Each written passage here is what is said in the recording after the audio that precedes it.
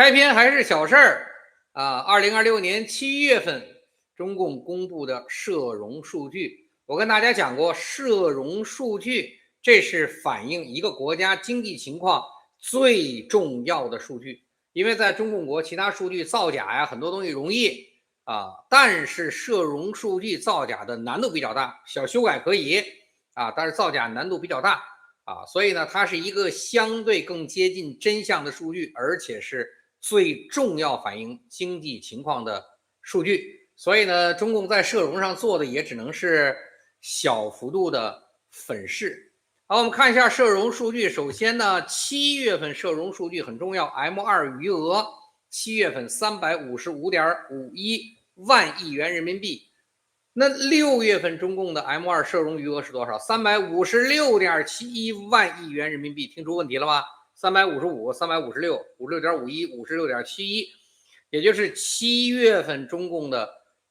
國的社融相比6月份餘額減少了 1.36萬億元，收縮幅度創造了中華人民共和國建國以後的歷史記錄。2026年創造歷史記錄的太多了，2026年太多的歷史記錄咱們出現了，講過了啊，年初就講過，去年年底講，今年會特別亂，大家也看出來了啊，經濟上的歷史記錄最多，全是歷史最慘、歷史最差，全是這些記錄，講過很多啊，當然大家也別在意，為什麼呢？因為現在的國情就是沒有最差，只有更差，這些最差記錄都會不斷的被翻新，跟中國的房價相關的各種數據一樣。2024年最差的記錄，2025年被全面突破；2025年最差記錄，2026年被全面突破啊！中國經濟整個也是一樣啊，所以又是最差，社融又有很多最差。這次2026年7月份跟6月份相比，社融整整減少了 1.36萬億元，又是歷史最差，沒辦法啊！這個時候呢，可能有小粉紅或小五毛跳出來，哎呀，不懂經濟學，但是可以混淆是非的，說為什麼7月份差呀？說根據中華人民共和國的金融制度和季節性原因，所有歷史上6月份的 M2 數值都會異常增長啊，所以7月份 M2 數值都會相比6月低很多餘額，所以吃掉7月份餘額啊，7月份社融數據差，在中華人民共和國歷史上正常表現。抱歉啊，遇見我了，我老習慣叫擺事實，講道理。確實沒錯，中共國歷史上由於制度和季節原因，6月份 M2 的餘額數值基本都會異常增長，導致7月份跟6月份相比 M2 數據有時候不增長還會下降。但這裡面有個前提啊，就是6月份 M2 數值會異常增長。那看一下2026年呢？2026年中共國6月份 M2 數值增長 3.04萬億元，3萬億啊，差不多10年以來最低的。去年6月份增長多少 ？4.51萬億。想想啊，今年才3萬億，去年4.51萬億啊，今年這3.04萬億的增長，甚至只有2022年 M2 增長餘額的一半，那一年將近6萬億，5萬多，將近6萬億，現在就剩3萬億。所以啥意思？就是6月份確實啊，中共國有6月份 M2 餘額超常增長的這麼一個現象，但是2026年6月份很差，增長的很少。這種情況下，已經增長這麼差、這麼少情況下，7月份跟6月相比，竟然還跌了 1.36萬億，創造歷史最高紀錄。那大家就想想7月份有多差，就6月份已經很差了，7月份得更差，兩個相比才會更差。所以減少的幅度是歷史最高水平。核心原因是什麼呢？看一下7月份的數值啊，社會領域貸款、存款都在大幅度的下降。例如人民幣整體的貸款減少了3400億，其中住戶貸款、老百姓貸款減少了4603億元，是吧？消費有問題了，所以4600億，其中短期貸款減少了3400億元，消費有問題了。對吧？很多問題，各種問題，結果導致原因呢？最後表現一個情況，消費不貸了，短貸。中長期呢，車子房子有关的貸款呢，中长期貸款呢一样減少1202万亿02億元，1202億元車子房子大家也不買了，沒有信心，都減少了，未來沒希望，長貸短貸都減少企事業單位貸款少1300億如果不是票據撐着，那少可能要4000到5000億。人民幣存款中，住戶存款少6300億，非金融企業存款少1.63萬億元時間原因不具體分析了講過很多次社融，大家都明白。我講的數據都是歷史最差，好吧，歷史最差，所以大家就知道了以前講過很多次社融，大家自己分析吧，好吧，大家自己分析之所以中共國創造多項歷史最差的社融數據，自己看就行了但是有人講，哎呀，我們現在只是看到大幅度下跌，還沒有看到直線跳水，那為啥？核心原因一個，看一下社融的分项，对，社融現在表現沒有直線跳水，因為政府融資端跟財政性存款撐着呢，全是破歷史記錄的財政性存款一個月財政性的存款就將近1萬億新增額，1萬億那12個月得有12萬億，全哪來？全是借款借來換句話說，整個中國社融體系特別畸形，明白了嗎？所以這個就是整個情況民眾、個人、企業存款貸款都在快速下跌，政府、黨這個無節制的貸款、財政性存款瘋狂增加所以根據現在的數據發展趨勢前6個月趨勢你們整個看一下，讓人工智能幫你們分析也行這個國家整個國家個人跟企業要活不下去的日子，民營企業要活不下日子正在快速的到來，好吧，快速到來就是拿2026年的數據跟2025年相比，2024年、2023年相比，就可以看到畸形的情況越來越嚴重，而且歷史最差數據出現的越來越頻繁。所以這個情況能明確地感受出中國經濟整個衰退正在是一個量變到質變的過程中。你們看看2026年我講過的3月份的、4月份的數據、7月份的數據，這歷史差都不是差的一點半點的差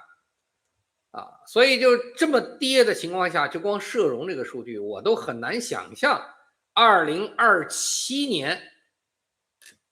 在中共國內面臨到嚴重的換屆選舉的亂局，跟國外的國際形勢更加嚴酷的情況下，那這個數據的表現要衰退到一種什麼程度？2026年都這樣的這麼多最差，老是這樣，好吧大家看看數據就明白了然後呢，開篇小事說完常態化，這社融是個常態化，沒辦法這個大家自己以後看吧，看这個數據。繼續講講中共國現在一些法律法規方面的變化具體影響了很多小的行業，咱們一點點講。每一個行業中共都在拼命的卡，都在掙所有掙的錢都在所有能搂的地方都在拼命的搂，好吧所以呢，給大家講講這些行業上變化，大家就都知道。但是我也不清楚這些行業這麼狠，所有行業都在拼命摟的目的是什麼？不全搞死了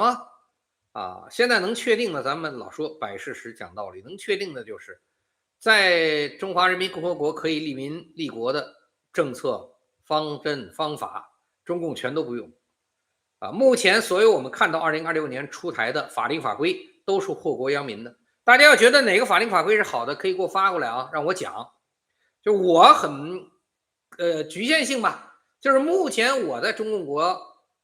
到现在发布170多条了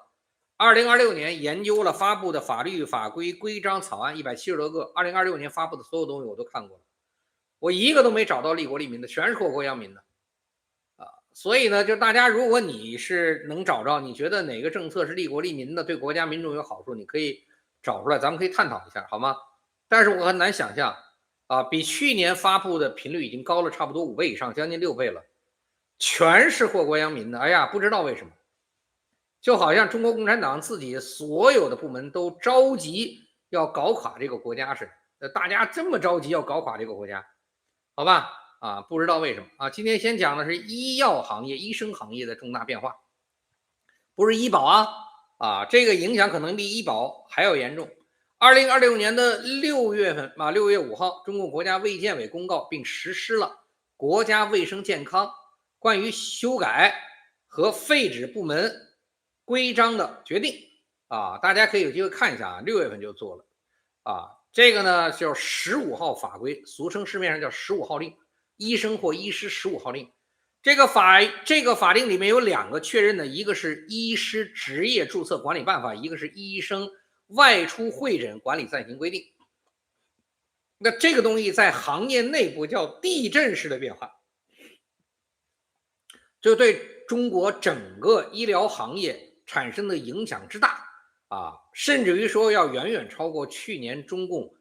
醫保體系制度的改變。就是這個東西有多厲害咱們是圈外人看不明白，可能這個東西發布了。我是因為一直都研究所有今年中共發布這種國家級的法律法規，全都看，一條條看，看完了以後再分析，發現有意思有時候再驗證一下。那這15號令是幹什麼的怎麼發布了？問了國內圈內的人，說叫地震性效應這什麼概念？簡單的說，在這個令之前，一個醫生有本事的主任醫生就這種專家，只要他下班或者休假，這個時間是自己的那這個時間是自己的。所以這個時候如果有其他的醫院需要會診做手術等等，希望他參與，他跟這個醫院私人有一個協議，他就可以，這是個人閒散時間，到這個醫院去幫忙複雜點的跟自己有勞動關係的醫院說一聲就行因為休閒時間嘛，他沒事兒。不複雜的連說都不說，大部分說都不說這個情況叫飛刀因為就厲害嘛。所以這樣子的很多3甲醫院有本事的這些專家、主任副主任醫生幾乎滿勤願意就都有了副職工作了。所以你說很多當年醫生，以前醫生掙得多，不是醫院的收入為主有人說在醫院為什麼有醫生要博好名聲，從病人那兒博好口碑，不從醫院掙錢，就是因為這樣子請他飛刀的人多。那為什麼這些醫院都請他做飛刀呢？中國自己額外的收入，因為中國的3級不一定是甲等了，3級和幾乎全部的2級醫院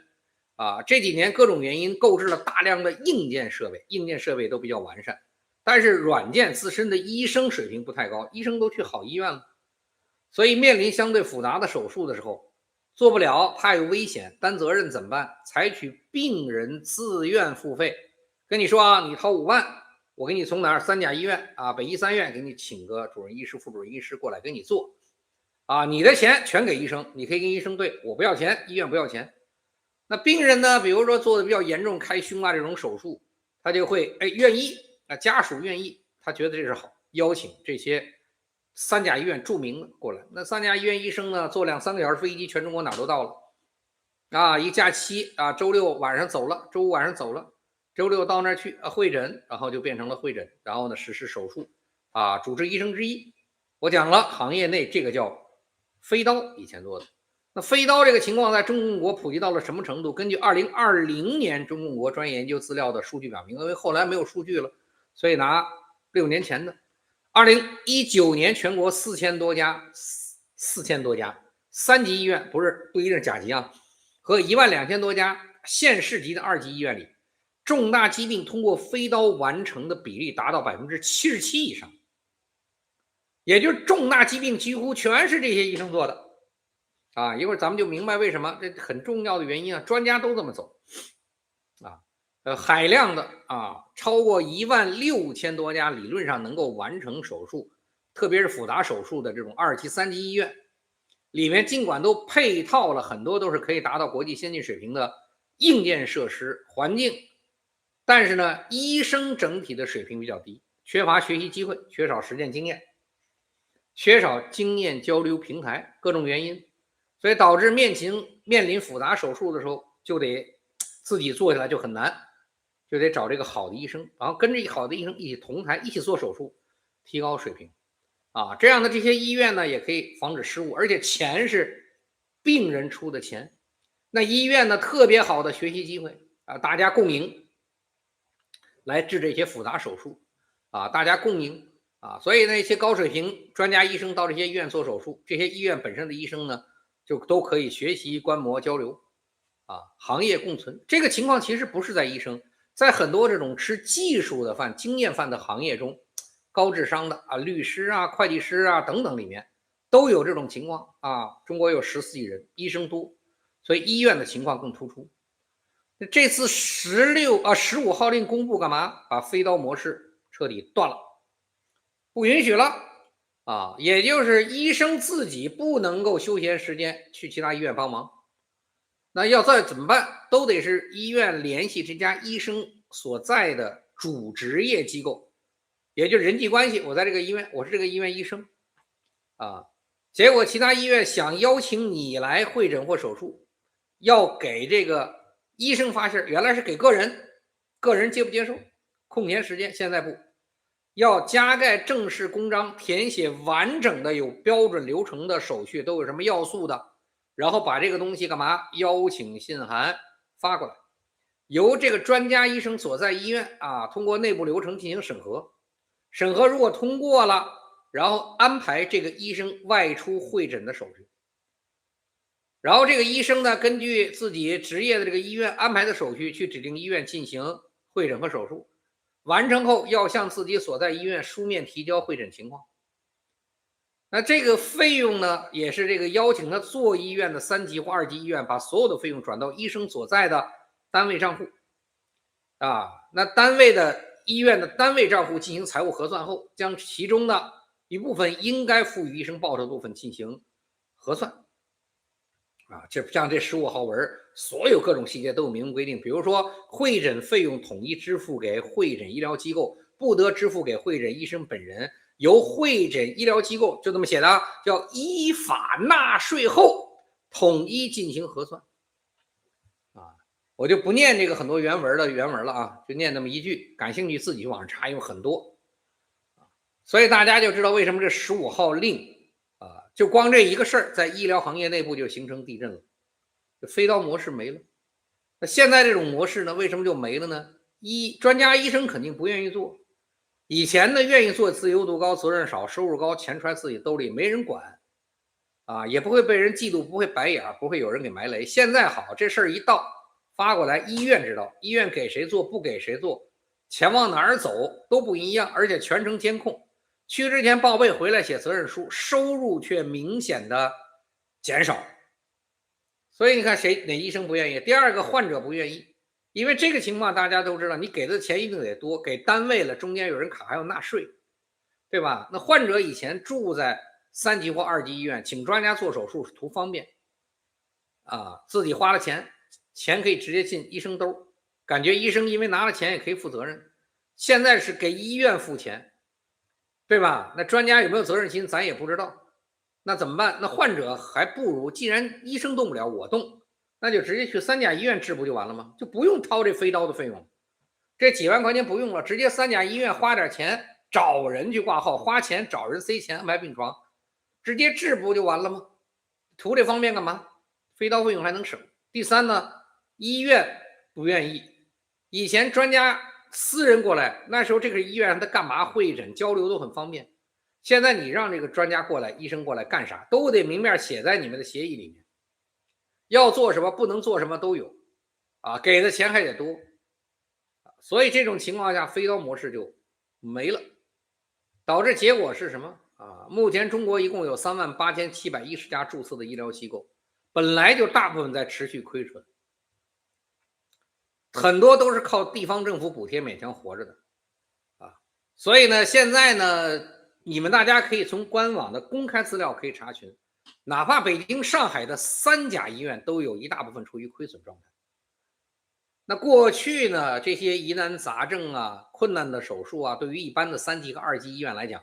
收治這些病人，因為他們硬件設施有啊，沒有軟件呀，但是可以通過飛刀滿足軟件，就是他們醫院一個重要的賺錢的一個方式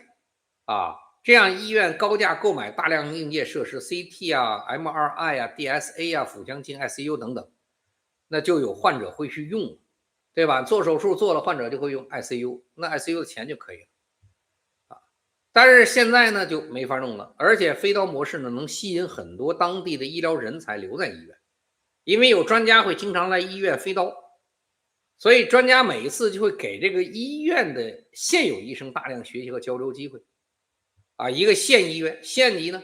每年有300台左右的飛刀，那飛刀的專家手術只要來做，那這家醫院本身的外科、內科、心血管科、麻醉科、ICU、影像科、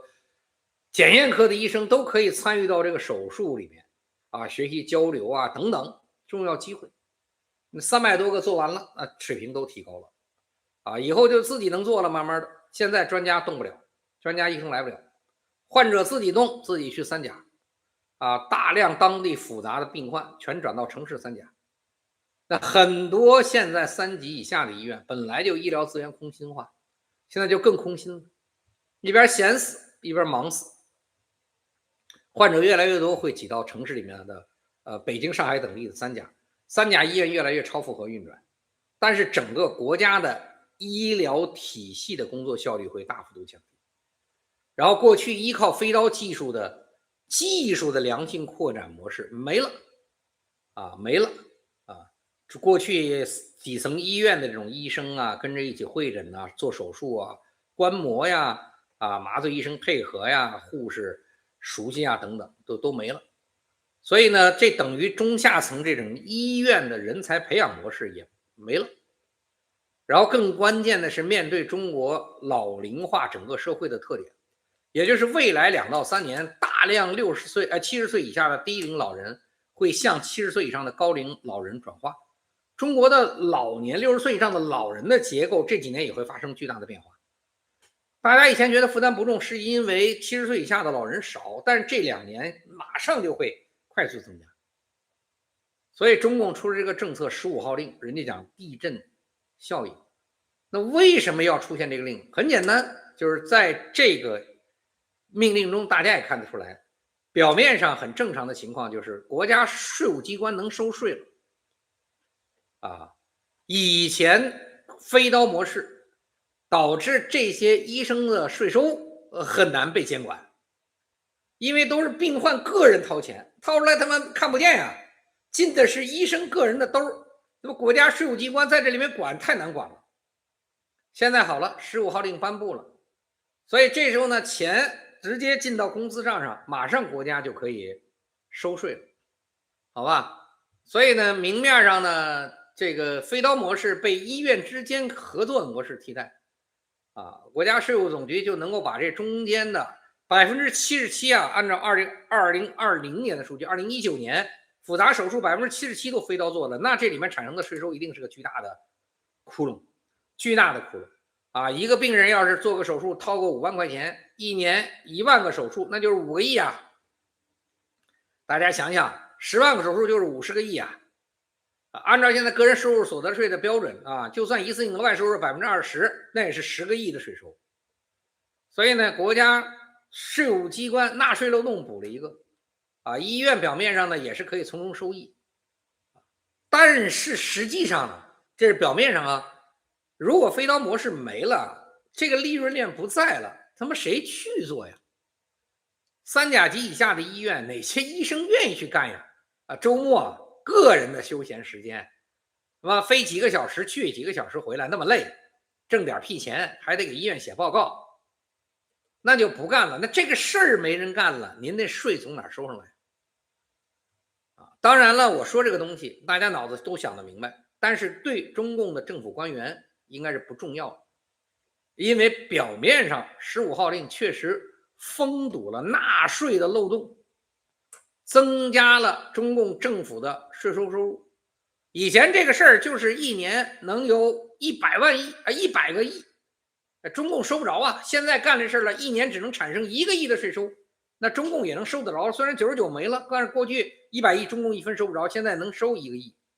表面上中共確實掙了錢了，但是這個模式沒了，那這個模式由此相關的各個底層醫院的活躍度醫生的學習情況這種技術的擴散情況就全沒了，整個產業的良性發展沒了。但是這根本不是中共關心的領域，稅收上來，好吧？所以醫療領域大家想想，就是這個很有意思的一件事很有意思的一件事醫療領域說完了，再說一個更窄領域政策研究嘛，研究政策有意思的加油站。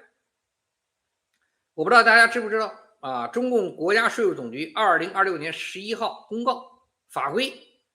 要求全中国加油站这個月就能明確看到，全部必須全面實施交易即開票模式。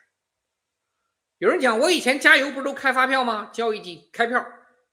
不達標罰款停業，再不達標強制關門，別幹了。其實什麼意思咱們也都知道，也就是所有現在中國的加油站，表面上這個令一出，只要你加油，同步的發票就出來，這一定是更方便為人民服務了。而且這麼做的結果，對於國家税務總局，為什麼這是國家税務總局的11號令？也就是中共國長期存在加油站實際銷售額大於發票銷售額的現狀。很多農民來可能拿現金加油，對吧？可能有人用微信支付寶加油所以這些錢數這個不一定都要發票，農民肯定不要發票，所以這時候長期加油站實際銷售額大於發票銷售額，所以這樣子的話就能夠改变，真能行吗？那這個事兒本質是啥？本質很簡單，就是強制海量的民營加油站全部自行掏錢加入國家的系統改造，併入中共國的稅務叫樂，高興的那個樂，樂企平台系統，而且以後還要不斷的給中共掏錢，本質就是幹這個就跟我們面對的什麼中小企業的这個外貿企業要求所有統一名稱、統一上報資金不能這個貨幣交易購買美元這不是逼死中小外貿企業就這麼幹了要求中小的餐飲，咱們也知道在這個住宅的底商商業的底商幹的不能改建擴建新建，不然就幹死。就這些制度，包括加油站，都是讓民營企業死的。那什么意思？這個法規一讀，就是在這個新的法規裡，中共國所有營業的加油站很簡單，自身進油、加油、出油系統、收管系統跟國家稅務平台完全連通。加油站的油泵系統、加油機的編碼器、屏幕顯示、加油機的納稅口數據，全直接對接國家的樂企平台。啥意思呢？就是國家稅務總局根本不管你實際收沒收錢，就根據加油站今天92的95的油多少錢，以及這個加油機出了多少錢，這些數據一反饋，這個數值直接進入到國家的納稅總局，納稅總局按這個數值給你收錢加油站，你說以前我們老板司機給自己的車加油不給加油站掏錢，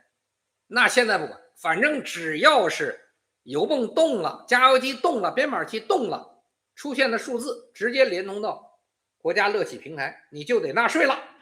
你他媽真的這油加給誰的，便不便宜國家不管。加油站以後沒有自由的任何裁量空間，那不加入中共官方樂企平台的加油站以後就別運營了開始罰款，後來停業，乾脆就關門了所以而這一套樂企系統呢，整個的改建全是政府壟斷機構做的，說多少錢多少錢。改建以後每年的設備升級、軟硬件改造、開發維護費用都是加油站自行掏。明白了？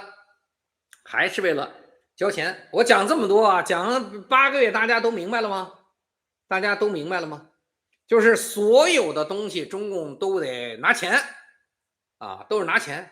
那這些領域中呢，把相關的這些企業都逼死了，然後呢，可能出現的企業的倒閉、市場的凋零、人員的失業、大量社会不穩定因素增加，好像中共都不管了，好像中共都不管了也就是全部都幹一個事兒，最嚴格的管理，每一分錢能榨出來的都榨出來，都收上去所以在這個國家，大家想想未來的生存環境和生存空間什麼樣，自己去想，好吧，自己去想有人說正常，銷售開發要正常，你先搞清楚中國的稅務體制吧。全世界大家記住了，有直接納稅體制，有间接納稅體制，但是全世界幾乎所有國家，美國、英國所有國家幾乎去網上查一下，都只有一種體制，或者直接納稅，或者间接納稅。只有中華人民共和國极神奇的，既是直接纳稅體系，又是间接纳稅体系，全世界最嚴苛的稅務體系。对呀，最嚴苛的稅務體系。所以你想想，你恐怖不恐怖啊？我在英國生活，我有我自己的公司啊，我每年的公司收入大概现在是我看情况吧，500到1000万的英镑的收入啊，500到1000万的英镑收入啊。你们想象，大家觉得在英国应该是哎呀纳税怎么樣啊？你们可能想象不出来。那500万到1000万的收入，大概每年有个50万到80万的，差不多吧，纳稅，然后每一年大概有个50万到60万的返税啊，这就是现在的情况，就是我几乎没有什麼稅，掙的錢幹嘛？掙的錢英國政府都用各種名義最後返回來了啊。上個月賬上，上個月就是我公司賬上收返稅的，收返稅，咔一下一大筆資金進賬了，一看啊，英國稅務機關打過來的，對呀，每年給你返的在公司賬目上啊，所以大家就知道，就是你在其他國家從來沒有在中國這種可怕。你們在中國，你們老說開票合理，稅務合理，你首先你掙的這個錢得是合理的，就是你的錢得是合理的。啊，打抬頭啊，什麼 HM2C 空格 VAT 槓啊200517槓，比如說53什麼99啊，一堆編號啊，後面一個錢啊，比如說50.8783萬鎊啊，50萬鎊啊，就是它那有個很長的一個數，這就是幹嘛啊？這個 BACS 空格啊 Payment PYMENT 啊 Receive。反的啊，你每年你納這稅跟它的返稅額相比，其實你差不了什麼。就是資本主義國家為什麼喜歡，就是喜歡這個，就是喜歡這個啊。所以呢，這個你們大家在中共國，你們有人說，哎，合法納稅應該的，他媽你該有這麼高的稅嗎？你那稅的錢交去都幹嘛了？養軍隊了，養網格員了啊？應該養的人，咱們上回講過，你們生育這麼困難。周邊國家都玩命給生育補貼，你看這次台灣每個人發錢還覺得發少了，蔣萬安覺得發少了，那中共發嗎？就是海外收的稅收的少，然後收的少，福利還給的多。中共是玩了命的收稅，拼命的壓榨，然後你們有啥福利？他不生孩子家庭1年給3600塊錢，幹屁事啊！12個月就連給人家利息都不夠。啊，台灣最差還144萬，新增144萬台幣呢，一個人，一個孩子144萬台幣。中共他媽的給3年，1年3600，最多給3年，你說這什麼玩意兒啊？自己去想吧，好吧，自己去想。